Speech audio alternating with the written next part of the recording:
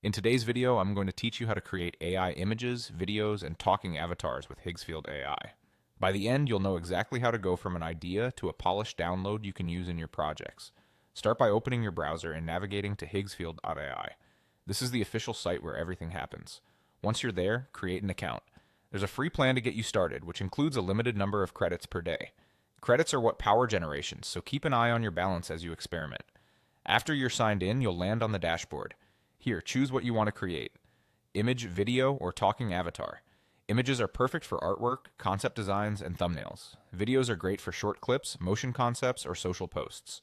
Talking avatars let you animate a character or portrait with speech for presentations and content. Next, enter your prompt. This is the description of what you want to generate.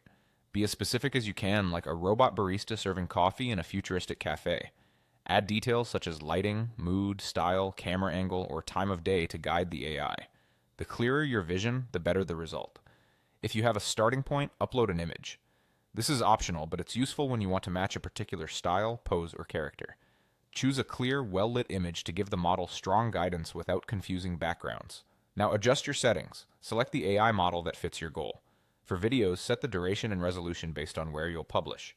Higher resolution looks sharper but may use more credits and take longer. Explore advanced options like camera movements to add motion and depth to your scenes. Small tweaks here can make a big difference in the final output. When you're ready, click Generate. The system will process your request. Depending on the complexity and traffic, it may take a moment, so let it run.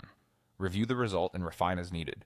You can edit and upscale for added clarity, or tweak your prompt and run it again to explore variations. Iterating is normal. Adjust wording, swap styles, or change settings until it matches your vision.